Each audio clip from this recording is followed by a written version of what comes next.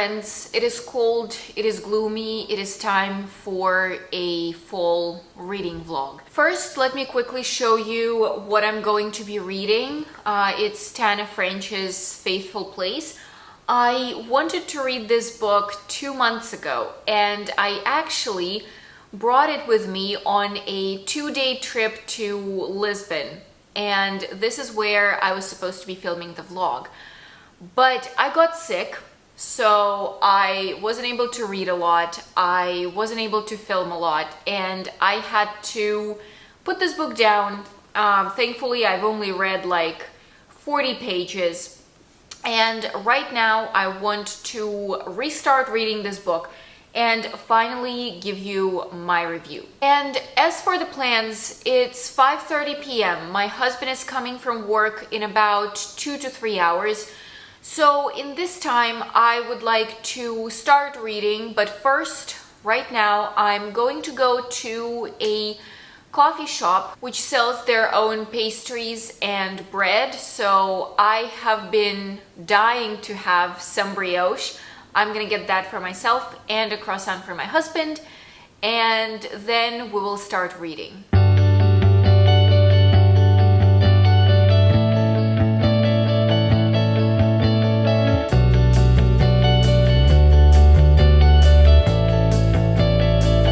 I've been outside for the total of like 10 minutes and I got really cold, so I'm thinking I'm gonna make myself some coffee and then I'm gonna start reading the book.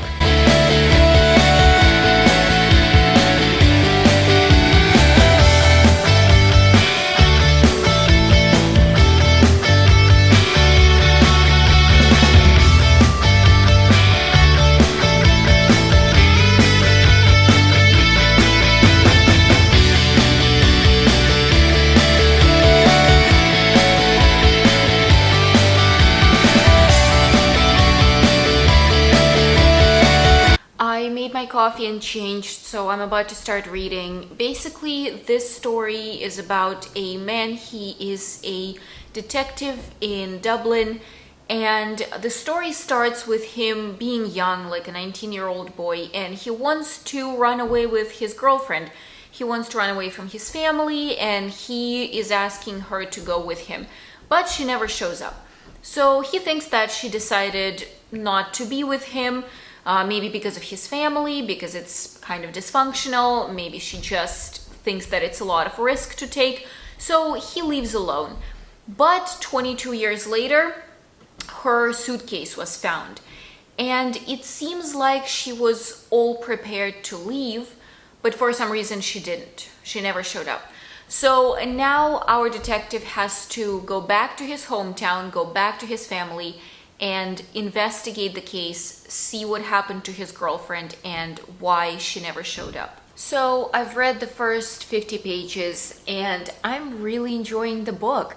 So what I love here is that the character is so snarky. He has such dark humor. He is not willing to deal with any bullshit. Like, he doesn't let it go through. He's a cop and he knows how people are and what they're like.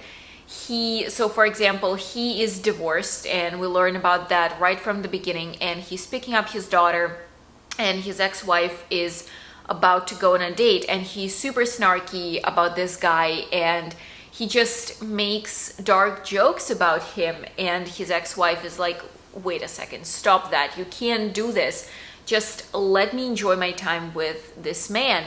And he's just like, why would I be nice to your guy? And it's not like he's openly rude. That's what I love. He is nice, but there is like this passive aggressive humor that he has towards the guy. And another thing that I usually don't like, but it works well here, the past is tied to the present, so it's not like a separate chapter from the past, from the present, from the past, from the present, which I don't enjoy.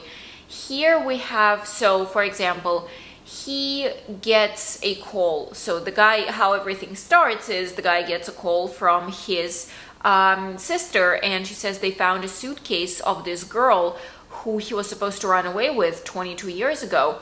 and he thought that she left without him, but her suitcase is here, so it looks like she didn't leave, or what happened to her.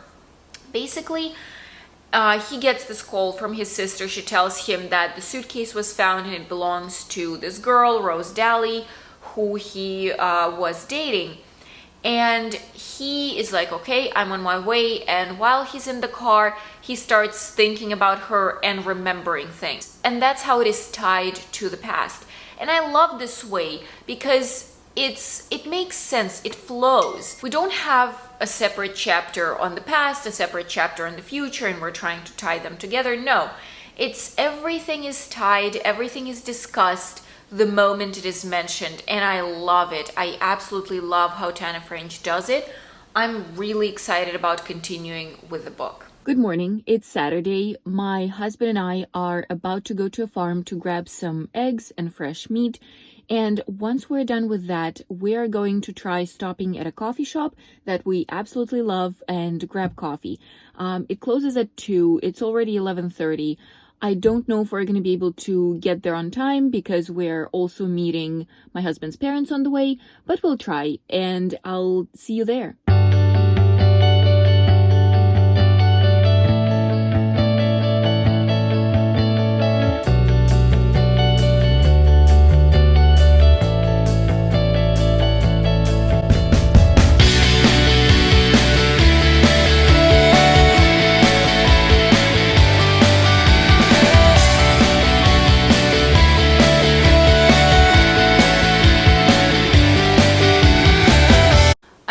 Over 100 pages in, and the investigation has already begun.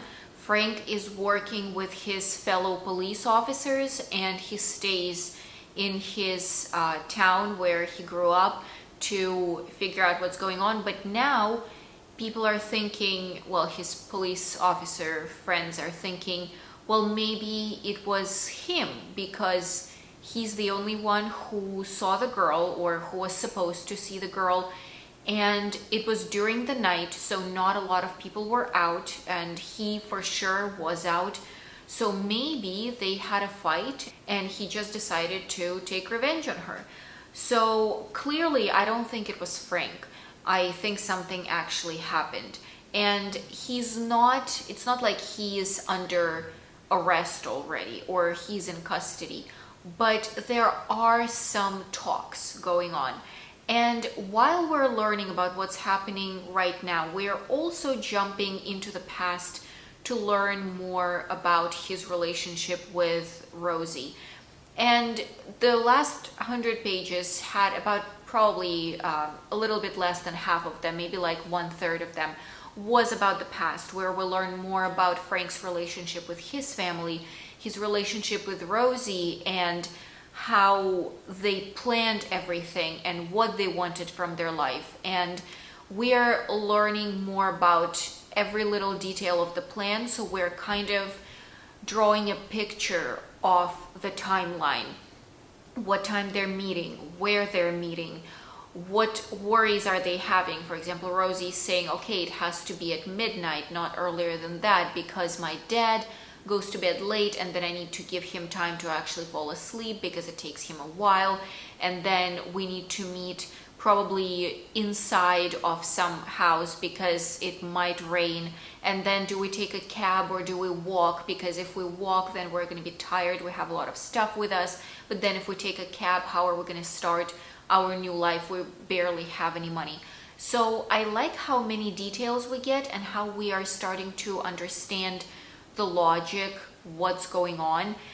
And we are basically walking through every step with Frank, which helps me build a fuller picture and kind of be included in the investigation, because a lot of times you just sit there and it's like something happens that was completely unexpected and there is no way you could have predicted any of this. But here I feel like I'm taken on this journey with them, and I at least have a chance to figure out what's going on with Frank.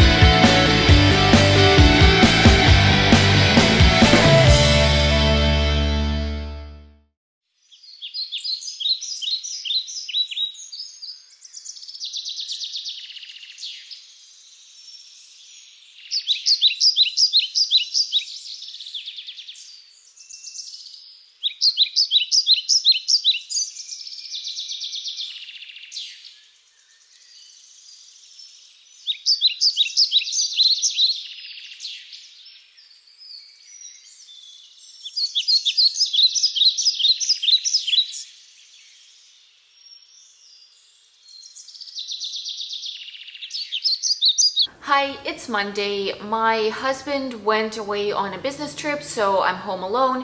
And basically, I was reading all day today. So I have a couple of things that I want to say about the book. I'm a little bit over halfway through, and I love it so much. I never thought that Tana French is actually something worth reading. I just randomly got this book and I didn't even think that I would enjoy it that much. But so many things that I want to talk about. First of all, at around like 150 pages, I was like, okay, fine, I'm kind of getting a hold of it. I understand that we are going to try to figure out what happened to Rosie, who did it, and then boom, something happens, something completely unexpected. And I'm trying to wrap my mind around that, and then something else happens, even more unexpected. And I'm like, wait a second. But what's good about it is that none of these things that I find completely unexpected and that I didn't think I would see make perfect sense. So it's not something that like, oh, this happened completely out of the blue and there's no way I could have known. No, here everything makes a lot of sense and I love it because I love it when the book gives me the opportunity to actually follow the case. When the author is open with me and she says, okay, this is what you know. These are all the possible outcomes that can be there. And then you kind of try to figure out which one is going to play out. But you have all the cards. You know the options. And I just love it. I love being a part of this investigation. One thing that I really want to talk about is violence, domestic violence that is discussed here.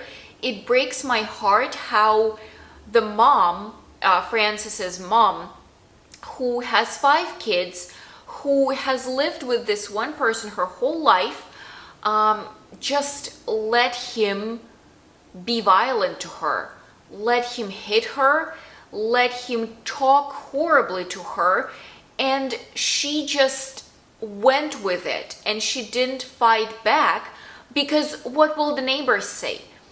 And this is the worst, when you think about what the neighbors are going to say more about yourself and your own safety and your children's safety. And unfortunately, this is how a lot of people live. And this is my big pain in the sense of where I'm coming from, because in Russia there is no law against domestic violence, and these cases are unfortunately becoming more and more common, and now that people have social media, they speak up more about it. And it's just horrible to me that this still happens, where mothers tell their daughters that they should just keep everything in the family. They shouldn't talk about it. They should just try to be wiser and kinder and try to understand their husbands, and there is nothing wrong with it, and it was just a one-time thing. Just stay in the family. How can your kids grow without a father? Or what will the neighbors say? It's just, it breaks my heart that this still happens. And in this book, you can see this problem very, very well. And another thing that I want to say, also family relationship wise, is that it's so sad how Francis doesn't want to be a part of his family, and even though I understand it and there are good reasons why, but there is this one brother of his that clearly wants to be close to Francis, that clearly wants to build this relationship again, that wants to have his older brother back. And Francis doesn't want that, and it's just sad. It always makes me sad because I have a brother and sister, and I can't imagine feeling something like this towards them, and it's sad. And a little bit about the plot, it's really hard to say something because I feel like I'm gonna spoil everything. Basically, we have an investigation going. There is an official investigation by the murder squad, but Francis is in an undercover squad, so he's technically not in this case. He's not helping the police, partly because there is a lot of personal interest, because this is his ex-girlfriend, basically his ex-fiance, because they wanted to run away together and get married. And obviously nobody wants to see him on the case, but he can't let it go because it's his ex-girlfriend, and even though it's been 22 years, it's still something that haunts him. So he kind of starts his own investigation, talking to people and getting bits and pieces from the fellow police officers who are less reluctant to talk to him than the murder squad detective. And I don't even know who did this. I have, I think, 3 options. First of all, and I really hope this is not a spoiler, a body is found, and they think that it's Rosie's body. It happens close to the very beginning, so it's not that much of a spoiler, hopefully. And I don't know who did it, but I have a couple of options. Option number 1 is that Rosie's father did it because he didn't want Rosie to be with Francis, and he was very much against their relationship, so it was a hidden relationship. And if he found out about their plan to run away together, there is a chance that he would have tried stopping her. Maybe he didn't plan on killing her. Maybe that was an accident, but nevertheless, that's my first thought. My thought number 2 is that it's Francis's older brother, Shay. They never had a good relationship, and they were always kind of rivals, and Shay is still not a very nice dude. So maybe he did it out of spite. He didn't want Francis to live and go into this new life, leaving him with the family. Maybe jealousy, maybe something else, but maybe it was him. My thought number 3 is that Francis's mom did it. But then at the same time, there is something else that happens that makes me think that it's very likely that it was not Francis's family that did something to Rosie. I really don't know, but it makes me think that it's not Francis's family. But those are my 3 options: Rosie's dad, Shay, his older brother, Francis's older brother, or Francis's mom. Because she also is very much like, you should do this, you should do that, you should follow my rules, you should never do anything that goes against them. And she also didn't really like Rosie's family, so I'm thinking maybe that's what happened. But I'm going to continue reading and we will see.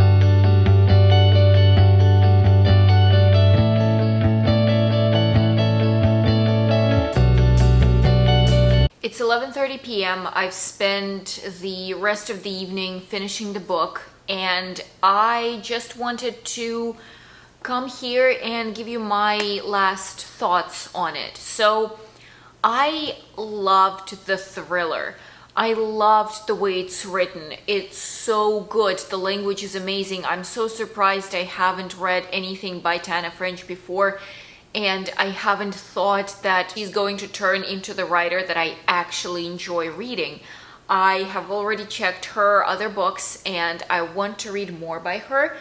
So as for who the killer is, I can't say that I was surprised. So I had a theory and it worked out, and I even got a motive, somewhat, at least, somewhat. I usually don't catch the killer. I usually can't figure out who it is, but here I was able to, and I figured out why.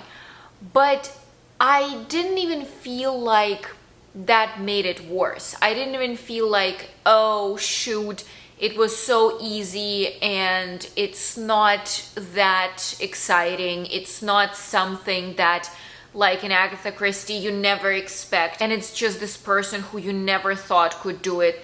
No, here it's kind of not, I can't say easy to figure out who it is, but it's possible to figure out who it is. But I just feel like that was not really the point. There was much more to the book than who the killer is. There was a lot of psychology here, different topics, relationship between parents and their kids, the relationship between a husband and a wife, just the way of living, like how do you live your life, especially if you come from not a very nice place, what does your future look like? What can it look like? And what do people do to get out of there? And just a lot more. I don't want to give anything away, but just a lot more questions that are discussed here, and I loved it. I loved the psychology here.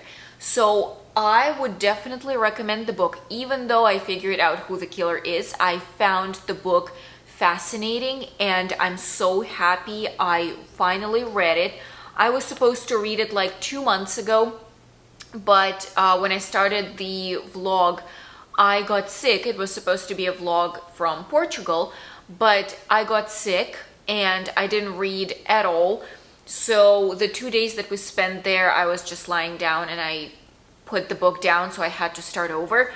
And I'm so happy I decided to film this vlog and read this book because it's really, really good.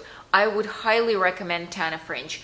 And I'm looking forward to reading other books by her. Please recommend something that would work well after this book. I know that there is a series that she wrote, so maybe that's what I should try. But let me know. I would love to hear your recommendations. Thank you for staying with me during this vlog. I really hope you enjoyed it. Let me know if you've read this book, and also put your recommendations in the comments so I can find another Tana French book that I should read next. Thank you for staying here with me, and I'll see you soon. Bye bye.